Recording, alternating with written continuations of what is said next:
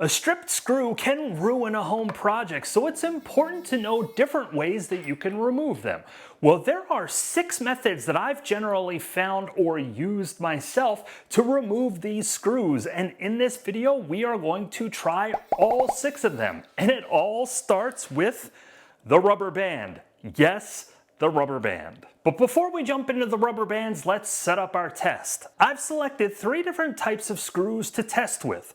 The first is a coarse thread zinc wood screw with a flathead, and the other 2 are actually sheet metal screws that are a little bit more fine threaded. We have a flathead sheet metal screw, and we have a panhead sheet metal screw. There's a reason why I've selected these different types, and it all makes sense as we work our way through this. I have used the rubber band method successfully, but with mixed results. It does not always work. And I can't tell you any rhyme or reason as to why it works sometimes and why it doesn't work other times. I just know that that's the case.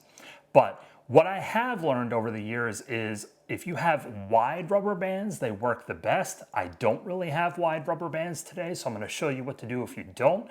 But the key is to take the rubber bands and basically just kind of layer them on the top of the screw so that you cover it, and then you have a choice. You can either use your drill or you can use your screwdriver in this method. But either way, you have to put a lot of pressure down on top of your screwdriver or your drill into the rubber band and push it down into that open section on the top of the screw head. This is what's going to give you the grip to remove it.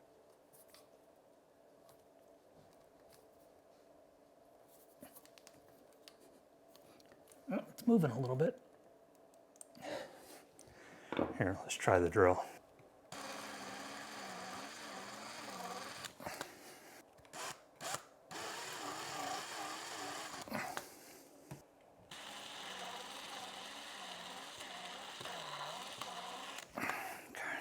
It didn't like the first screw, but let's move on to the second and give it a shot.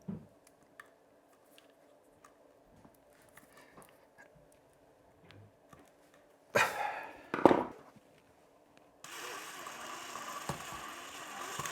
really wish I had wider rubber bands because it has worked. Nope. Okay.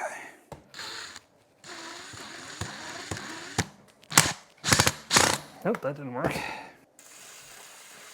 The rubber band didn't work on either one of the 3 tests, but I will tell you that I have definitely had this one work, and like I said, it works better with the wider rubber bands than the ones that I have. You just have to move it around because you chew up the rubber band. But what about our second option? I found a product on Amazon that claims that it removes or tightens stripped screws, and it's called Screw Grab. It's a liquid that has what appears to be probably little bits of metal in it to give you some grip. And apparently all you have to do is squirt it into the top of the screws and then give it a shot. It says you need to shake it thoroughly and then cut the tip off of the bottle, and then you can just squeeze a drop into the top of the screw. Now, it doesn't say that you need to let it dry. It actually says to start working with it immediately. Oh, you can feel the bits in this thing when you put it in.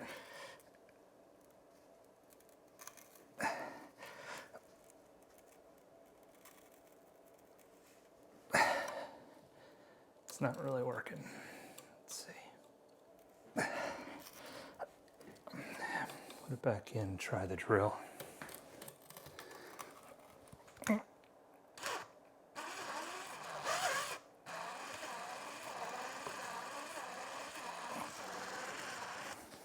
Okay, that no worky. Let's try the second one.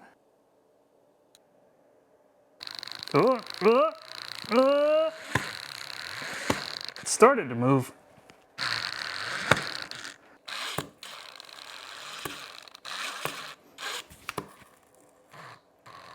It started to move this second screw just a little bit, but then I just couldn't get it moving anymore. You can feel the bits that are inside the liquid as it tries to grab. Actually, you know what? Let me try this with the regular screwdriver again and see if I can get her to move. Nope. All right, that didn't work.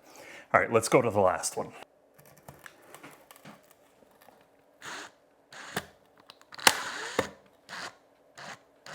Feels like it's gripping.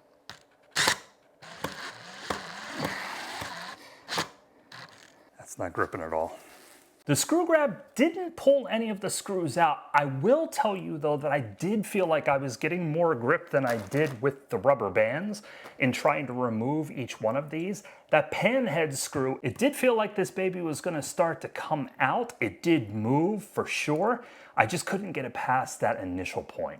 The third method, which I see mentioned a lot in comments online, is to use some form of a pair of pliers, preferably a locking plier or something that can grip really well. There's a caveat with this one, and it's obvious, right? You're going to need a section of that screw head to be exposed, like this first screw here, in order to be able to grab anything. If it's totally flush like the third screw head is, you're not going to have any luck, especially if it's below the surface of the wood or whatever material you're using. So keep that one in mind. Now I have a pair of pliers that I've used forever that have fantastic grip on the tip, but then I also found these guys that are actually designed to remove screws. So allegedly they have a tip on them that is going to remove the screw and grip it really well, but we'll see. Pulling these out of the package, I can see why maybe these could work really well because of the grooves down inside the tip of the pliers. Let's give it a shot. Oh yeah. Oh my gosh. It grabbed it right away. And it's coming right out. Nope, not like that, but it likes it like this.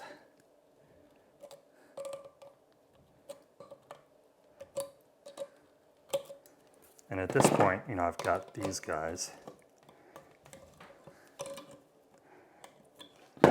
These are better.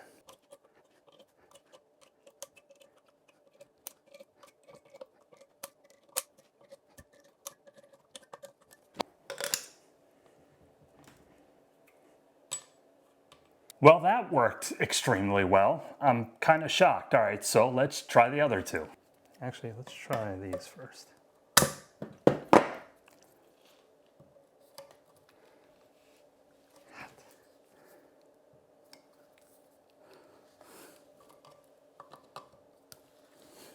My gosh, this is like too easy.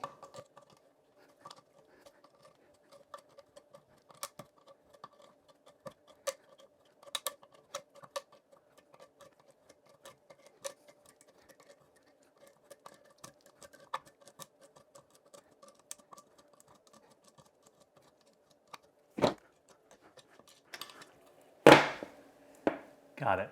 Just go straight into number 3. I really want to see if it's going to pull this. Now this is going to be a test. So it's pretty flat.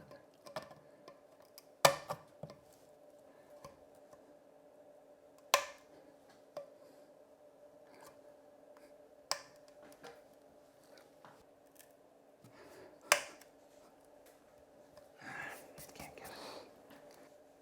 Oh my gosh, it grabbed it.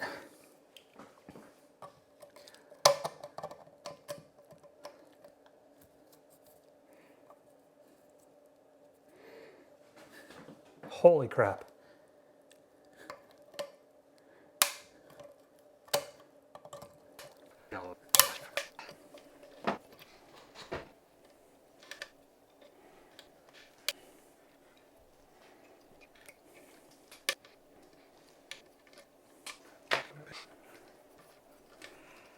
Boom. That is a big screw. I have to strip more screws now. That was impressive. These babies are called the Negisaurus. Yeah, seriously, Negisaurus. It gripped all 3 screws. The one that was sticking out slightly, the pan head, both had enough surface area for it to grab, but it also grabbed that coarse threaded wood screw, that zinc screw that was down flush with the surface of the wood. Now, if it is below the surface, this is obviously not going to be a good choice for you, but I'll put a link in the description for these babies because I'm actually thoroughly impressed with these and I will get a lot of use out of them. And just so you know, all I did once I got it up far enough is I used my vice grip in order to get a little bit of a tight grip on it so that I wasn't killing my wrist just twisting with the pliers, especially for that really long screw. Methods number 4 and 5 both follow a very similar premise, and method number 4 is one that I've seen in comments on my videos, and that is to take a flathead screwdriver, and I have 2 different size flatheads here, and tap it down inside the screw. The thought here is that it'll create a groove that the flathead can grip, get it up high enough, and then you can use something like your vice grips to take the screw out like I did with the Negisaurus. I love that name, Negisaurus. I'm gonna say that one a lot. But I've never tried this before, so let's give it a shot. Did I just crack my screwdriver? No, but I'm jacking up my screwdriver here. All right, didn't work on the first one.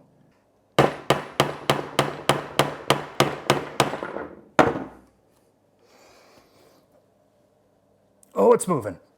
This method is working on that panhead screw, but I'm not gonna pull it out. It did get that baby to move, so I'm convinced that if I put enough work into it, I would get it out. But I wanna try method 5 before I have to strip more screws. But let's try the third one real quick. It is just not grabbing the third one.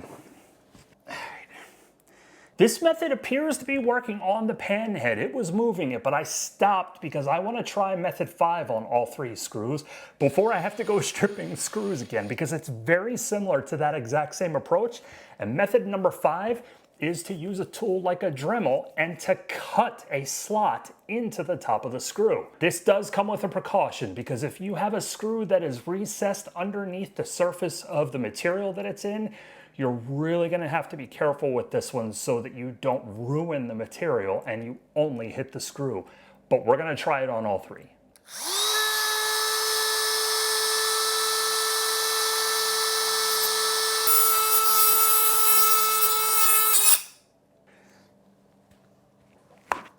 There's a second concern with this method which I was fearful of, and that's why I have actually stopped the test. And that is, it's gonna generate some smoke and obviously some heat coming off of these screw heads. And given the fact that I have a smoke detector directly above my head, I've decided to stop.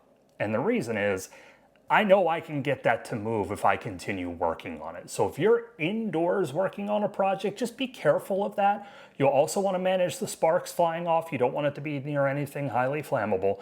In addition, you are going to have to cut down pretty far. Now, I just barely scratched the surface, no pun intended, of this panhead screw, and I was able to get it to budge with my flathead screwdriver. So I know I can get this out. But I'm not gonna try and dig deep on that third screw right now, and I don't wanna create a mess and set off my smoke detectors. So let's move on to the last one. The 6th method, and one that I've used with great success in the past, is to use a screw extractor set. Now, there are screw extractors that you can get that have the bit built into the end. It's a left-handed bit, so you have to do it counterclockwise, not clockwise, when you drill into the top of the screw. And then it has the extractor on the other end. So it's an all-in-one, and they usually come with multiple different sizes in these kits. But my favorite kind is the flute style. And the reason I like these is they are flexible and a little bit more versatile. You can use these on bolts and other material that gets stuck. It's not just for screws. But since we're talking about stripped screws, that's what we're gonna use it on. Now, the one difference with this set that I have from Irwin is that when you go to drill into the top of the screw and it gives you a chart on the inside that shows you all the different sizes that are in here and what size to choose for your screw, you are going to drill in clockwise, just like you would with any other drill bit if you're drilling into wood or metal or whatever other material you're drilling into. You do not do this counterclockwise with these bits. In these flute sets, the drill bit is matched with its own extractor bit. They're paired one another across the pack, so you know which one works with it.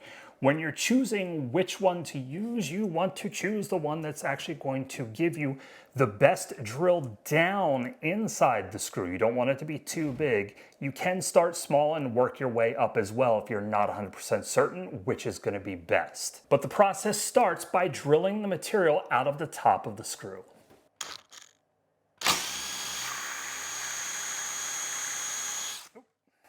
That's a little warm. Speaking of smoke. Now for the extractor, you have a choice. You can put it right in your drill and use it, or you can tap it down inside of the area that you just drilled out and use vice grips as an example to pull it out. So it's ultimately up to you. You just want to make sure you've got enough pressure down on it in order to get it out.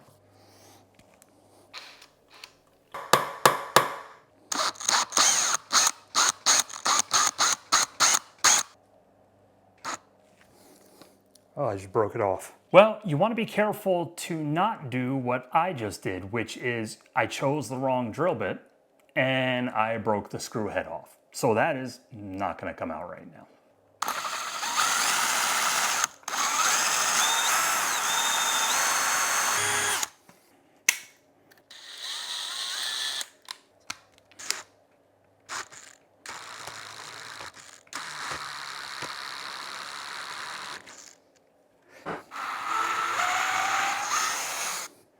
That is a hot screw. So a little bit of mixed results with option number 6, which is the screw extractor. The first one, I messed up and used the wrong size bit and ended up pulling the head off of the screw. So you want to be careful not to go too big too fast. The second one worked brilliantly with the flute style. And the third one, I'm having a little bit of a problem. And I think it might just be because of that zinc material. But I bet if I worked at it hard enough with these flutes, I would 100% be able to get that screw out. And hey, worst case scenario, I'll just grab my Negisaurus and dig at it until I get that screw head out. But maybe you're just trying to figure out what screws to use in the first place. And for more information on that, click or tap on this video. And until the next time, keep doing it yourself.